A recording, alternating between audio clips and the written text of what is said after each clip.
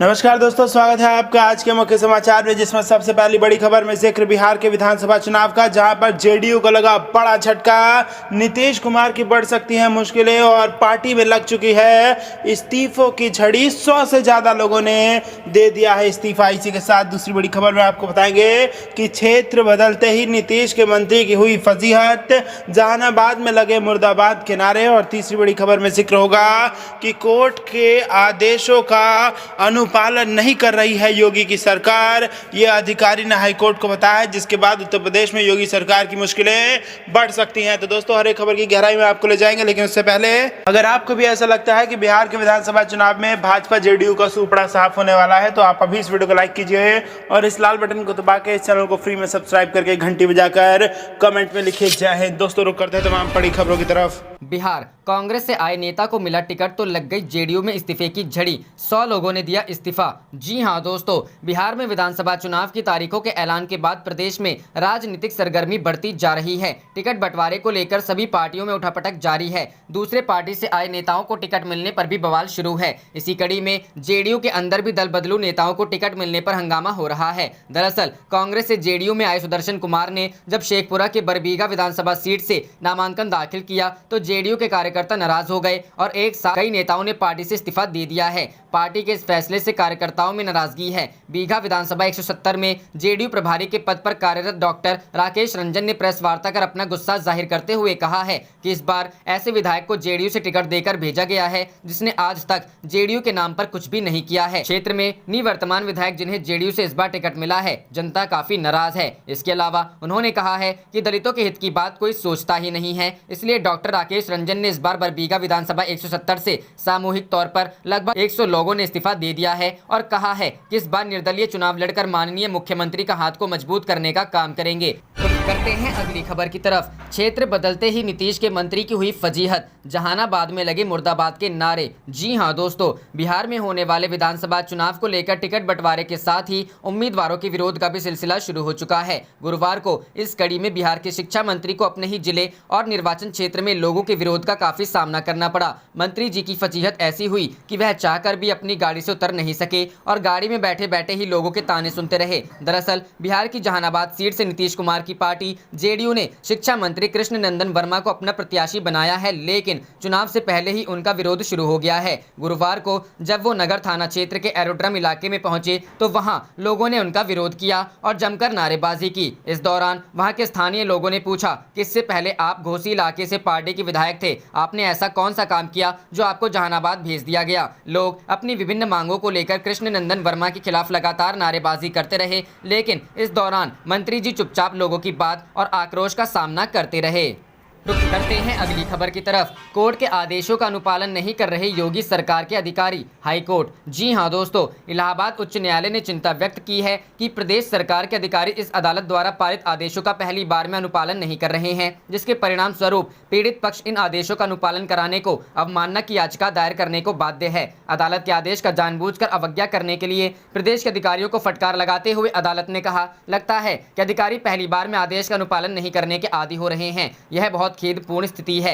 उषा सिंह द्वारा दायर अवमानना याचिका पर सुनवाई करते हुए न्यायमूर्ति विवेक बिड़ला ने पिछले बृहस्पतिवार को पारित अपने आदेश में कहा, यह अदालत हर दिन देख रही है कि निर्देश के बावजूद संबंध अधिकारी पहली बार में आदेश का अनुपालन नहीं कर रहे हैं और पीड़ित पक्ष अवमानना याचिका दायर करने को बाध्य हैं। अदालत के आदेश का अनुपालन करने के लिए और मोहलत लेने के बाद भी आदेश का अनुपालन नहीं किया जा रहा है। यह अवमानना याचिका दूसरे पक्षों बाल विकास सेवा के निदेशक शत्रुघ्न सिंह एवं अन्य को दंडित करने के लिए दायर की गई, जिन्होंने 1 नवंबर 2019 के फैसले और आदेश का अनुपालन नहीं किया और 2 मार्च 2020 को अवमानना याचिका पर पारित फैसले का अनुपालन नहीं किया। याचिकाकर्ता के वकील ने बताया कि इस अदालत द्वारा 1 नवंबर 2019 को पारित आदेश की प्रति दूसरे पक्ष को उपलब्ध कराई गई। जब इस संबंध में कुछ नहीं हुआ तो याचिकाकर्ता ने अवमानना याचिका दायर की, जिस पर 2 मार्च 2020 को पारित आदेश में अदालत के पूर्व के आदेश का अनुपालन के लिए और मोहलत दी गई। आरोप लगाया गया कि अवमानना के आदेश की प्रति सौंपे जाने और मियाद खत्म होने के बाद भी दूसरे पक्ष द्वारा कोई निर्णय नहीं किया गया। इस मामले को गंभीरता से लेते हुए अदालत ने कहा, प्रथम दृष्टया जानबूझकर आदेश का अनुपालन नहीं करने के लिए यह दूसरे पक्ष को दंडित करने का मामला बनता है। अपेक्षा की जाती है कि दूसरा पक्ष आदेश का अनुपालन करने का हर प्रयास करेगा और इस संबंध में अपने अधीनस्थ अधिकारियों को आवश्यक आदेश जारी करेगा, अन्यथा अदालत इस मामले को गंभीरता से लेगा। रुख करते हैं अगली खबर की तरफ। शिवसेना के बाद एनसीपी का भी ऐलान, लड़ेगी बिहार विधानसभा चुनाव, शरद पवार करेंगे प्रचार। जी हां दोस्तों, बिहार विधानसभा चुनाव से पहले नेशनलिस्ट कांग्रेस पार्टी ने बड़ा ऐलान किया है। शिवसेना की तरह एनसीपी भी बिहार विधानसभा चुनाव लड़ेगी, पार्टी ने इसका ऐलान कर दिया है। एनसीपी के लिए पार्टी चीफ शरद पवार बिहार जाकर चुनाव प्रचार करेंगे। स्टार प्रचारकों की लिस्ट में सुप्रिया सुले, नवाब मलिक, प्रफुल्ल पटेल सहित पार्टी नेताओं का नाम शामिल है। सब बिहार जाकर चुनाव प्रचार करेंगे। बता दें कि आज सुबह ही शिवसेना ने अपने स्टार प्रचारकों नेताओं की लिस्ट जारी की है। ये लोग आगामी बिहार चुनाव में शिवसेना के लिए बिहार जाकर प्रचार करेंगे। रुख करते हैं अगली खबर की तरफ। सभी पुलिसकर्मियों की छुट्टी रद्द, चुनाव को लेकर मुख्यालय ने किया फैसला। जी हां दोस्तों, बिहार पुलिस के सभी पुलिसकर्मियों की छुट्टियां रद्द कर दी गई हैं। इसको लेकर पुलिस मुख्यालय ने आदेश जारी किया है। इसका कारण बिहार में चुनाव बताया गया है। पुलिस मुख्यालय ने इसको लेकर बताया है कि विधानसभा चुनाव को लेकर इस अवधि में आने वाली सभी छुट्टियों को रद्द कर दिया गया है। विशेष परिस्थिति में ही जरूरी काम को लेकर प्रक्रियाओं का पालन करते हुए छुट्टी स्वीकार की जाएगी। इसके अलावा कोई भी छुट्टी नहीं दी जाएगी। चुनाव के मद्देनजर लॉ एंड ऑर्डर बनाए रखने के लिए भारी संख्या में बिहार में सुरक्षा बलों की जरूरत है। इसमें 35,000 जिला पुलिस, 22,000 होमगार्ड जवान, 5,850 बीएमपी जवान और करीब 5,000 सैप जवानों को लगाया जाएगा। इसके अलावा केंद्रीय अर्धसैनिक बलों की कई बटालियन भी बिहार विधानसभा चुनाव के दौरान तैनात रहेगी और चुनाव के दौरान शांति व्यवस्था बहाल रखेगी। रुख करते हैं अगली खबर की तरफ।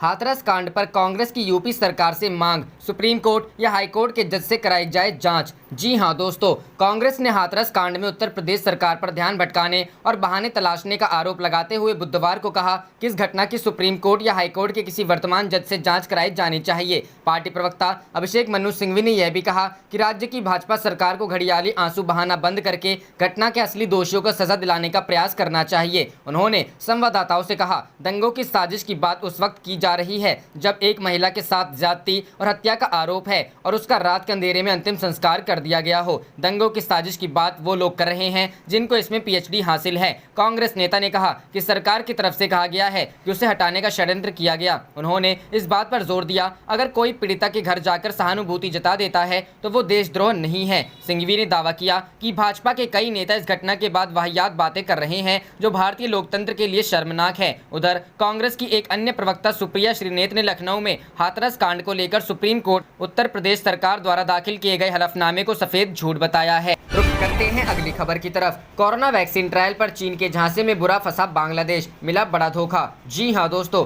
कोविड-19 वैक्सीन विकसित कर रही चीनी दवा निर्माता सिनोवेक ने बांग्लादेश से अपना वादा तोड़ दिया है। साथ में वैक्सीन निर्माण का झांसा देकर चीन ने अब बांग्लादेश के अधर में लटका दिया है। अब वह तीसरे चरण के परीक्षण से पहले बांग्लादेश से पैसे मांग रहा है। को फाइनेंस की रखी शर्त। सिनोवैक ने बांग्लादेश से कहा है कि देश में होने वाले तीसरे चरण के ट्रायल के लिए को फाइनेंस करना होगा, यानी कि बांग्लादेश को भी बराबर रुपए देने होंगे। इस बाबत जानकारी देते हुए बांग्लादेश के स्वास्थ्य विभाग के सचिव अब्दुल मन्नान ने कहा, उन्होंने सिनोवैक बायोटेक लिमिटेड चीन ने बांग्लादेश सरकार को पत्र भेजकर तीसरे चरण के मानव परीक्षण के लिए सह वित्त पोषण की मांग की, पहले किया खुद खर्चे का वादा। खबरों के अनुसार सिनोवैक ने बांग्लादेश के साथ एक समझौता किया था जिसमें कहा गया था कि वह कोरोना वायरस वैक्सीन को तैयार करने के लिए तीसरे चरण के परीक्षणों की लागत भी स्वयं वहन करेगा। लेकिन अब 24 सितंबर को बांग्लादेश को दिए गए एक पत्र में सिनोवैक ने कहा है कि जब तक बांग्लादेश प्रयासों में को फाइनेंस नहीं करेगा तब तक परीक्षण में देरी होती रहेगी। हालांकि सिनोवैक द्वारा अभी तक कितने रुपए की मांग की जा रही है इस बारे में उसने स्पष्ट उल्लेख नहीं किया है।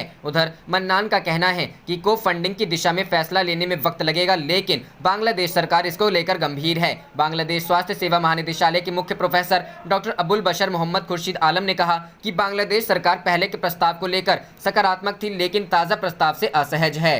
रुख करते हैं अगली खबर की तरफ। सियाचिन लद्दाख में भारतीय सैनिकों के लिए गर्म कपड़े उपकरण खरीद भी देरी। सीएजी की रिपोर्ट पर पीएसी ने लोकसभा स्पीकर से लद्दाख जाने की मांगी अनुमति। जी हां दोस्तों, संसद की पब्लिक अकाउंट्स कमेटी के अध्यक्ष अधीर रंजन चौधरी ने लोकसभा स्पीकर ओम बिरला को एक पत्र लिखा है। इस पत्र में चौधरी ने लोकसभा स्पीकर से इस माह के अंत में सदन के एक पैनल के लद्दाख जाने की इजाजत मांगी है। दरअसल लद्दाख जाकर लोकसभा का यह पैनल सीमा पर तैनात सैनिकों से मिलना चाहता है और उनके काम काम करने की परिस्थिति को समझना चाहता है। पीएसी अध्यक्ष का यह पत्र ऐसे वक्त लिखा गया है जब इस साल की शुरुआत में कैग ने अपनी एक रिपोर्ट में कहा था कि सियाचिन और लद्दाख में तैनात सैनिकों को ठंड के कपड़े और अन्य सामान की भारी कमी है। इस कमी की वजह खरीद में देरी को बताया गया था। बता दें कि chief of defence staff general Bipin Rawat पहले ही 2 बार पीएसी के सामने पेश हो चुके हैं। द हिंदू की रिपोर्ट के अनुसार कैग रिपोर्ट में बताया गया था कि वित्त वर्ष 2015-16 और 2017-18 की अवधि के दौरान हुए ऑडिट में पता चला कि ऊंचाई वाले और ठंडे स्थानों पर सैनिकों की तैनाती के लिए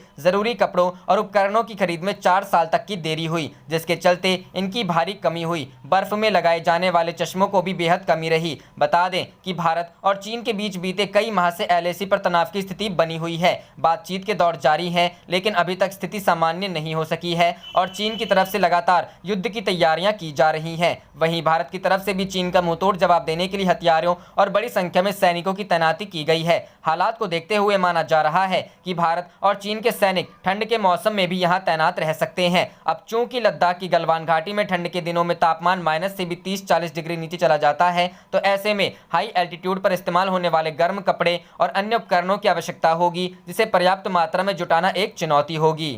रुख करते हैं अगली खबर की तरफ। कोरोना का रोजी रोटी पर असर, 2021 तक 15 करोड़ लोग हो जाएंगे बेहद गरीब। जी हां दोस्तों, कोरोना संकट की वजह से दुनिया भर में बेरोजगारी बढ़ी है। आर्थिक गतिविधियां थमने से अर्थव्यवस्था को चोट पहुंची है। इस बीच अब विश्व बैंक ने बुधवार को एक चेतावनी दी है। विश्व बैंक का कहना है कि कोरोना की वजह से विकासशील देशों के साथ विकसित देशों की भी अर्थव्यवस्था चरमरा गई है। विश्व बैंक की माने तो इस महामारी की वजह से आर्थिक संकट गहरा सकता है। विश्व बैंक ने बुधवार को चेतावनी जारी करते हुए कहा कि साल 2021 तक कोरोना के कारण कम से कम 15 करोड़ लोग अत्यधिक गरीब की श्रेणी में चले जाएंगे, यानी रोजी रोटी का संकट गहरा सकता है। विश्व बैंक ने महामारी के मद्देनजर चेताया है कि साल 2021 तक 88 से 150 मिलियन लोगों को अत्यंत गरीबी का सामना करना पड़ सकता है। दरअसल आर्थिक गतिविधियां सुस्त पड़ी हैं, जिससे विकास दर नेगेटिव में चला गया है। विश्व बैंक के मुताबिक 2021 तक 8.8 करोड़ से 11.5 करोड़ लोग अतिरिक्त गरीबी में धकेले जा सकते हैं, जिसे मिलाकर 2021 तक दुनिया भर में 15 करोड़ लोगों पर अधिक गरीब होने का खतरा मंडरा रहा है।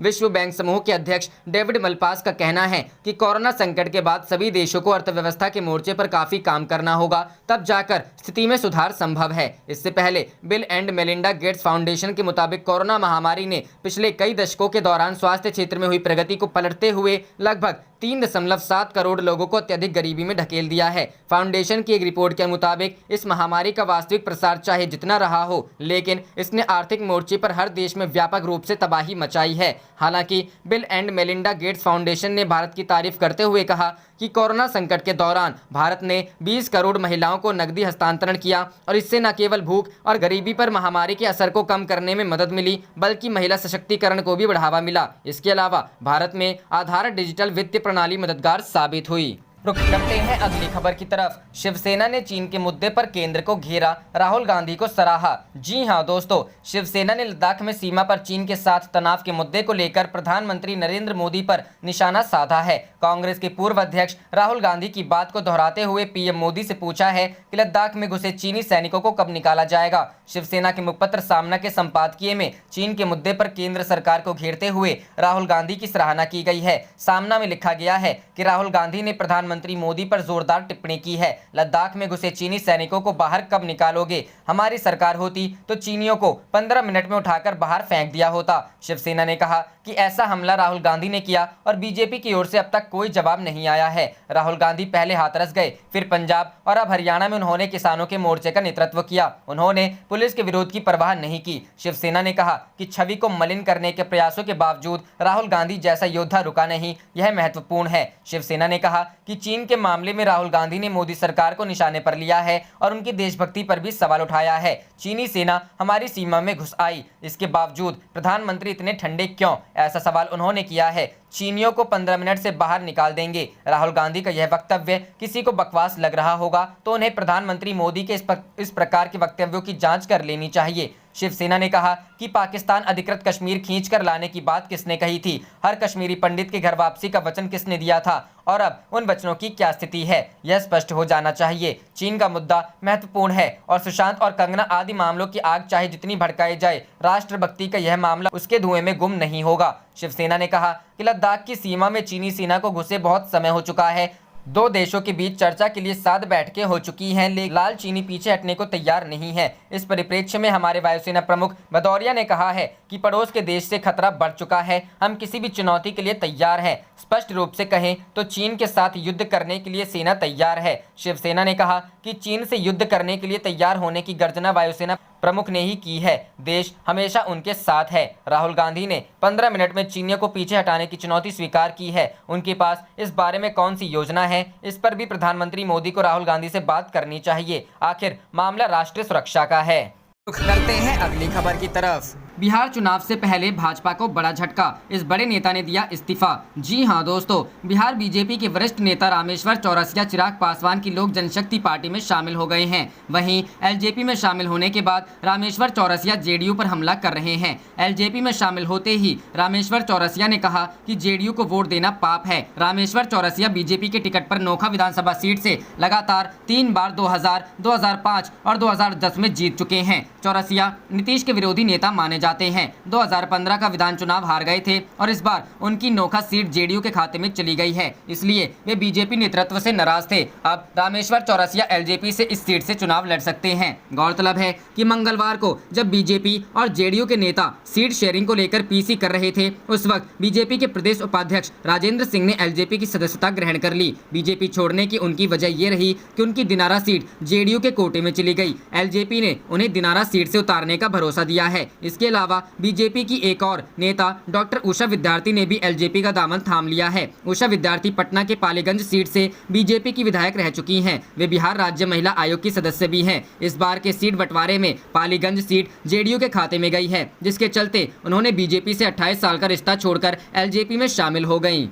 रुख करते हैं अगली खबर की तरफ। बिहार चुनाव, महागठबंधन ने बनाई नीतीश की नाकामियों को उजागर करने की रणनीति। जी हां दोस्तों, बिहार में चुनावी बिगुल बज चुका है। महागठबंधन में लंबी खींचतान के बाद घटक दलों में सीटों का बंटवारा हो चुका है। अब महागठबंधन के घटक दल बोले बिहार बदले सरकार के नारे को लेकर चुनाव मैदान में उतरेंगे। उनका निशाना इस बार नीतीश सरकार के 15 साल के कार्यकाल की कथित नाकामियों और खामियों को उजागर करने पर होगा। आरजेडी का आरोप है कि नीतीश के सत्ता में रहने के दौरान बेरोजगारी और पलायन बढ़ा, आर्थिक विकास नहीं होने से बिहार काफी पिछड़ गया। साथ ही लोक जनशक्ति पार्टी के एनडीए से अलग होकर चुनाव लड़ने के ऐलान से महागठबंधन को लगता है कि नीतीश कुमार की राजनीतिक स्थिति कमजोर हुई है। आरजेडी के सांसद एडी सिंह ने एनडीटीवी से कहा, नीतीश कुमार बीजेपी के लिए अब तक लायबिलिटी हो गए हैं। मुझे लगता है कि लोक जनशक्ति पार्टी की बगावत से बीजेपी अंदर ही अंदर खुश होगी। अगर 2 महीना पहले बीजेपी नीतीश कुमार को अलग कर देती तो नीतीश कुमार लालू यादव की गोदी में जाकर बैठ जाते। पिछले 15 साल में बिहार में न युवाओं को रोजगार मिला, न कृषि क्षेत्र में विकास हुआ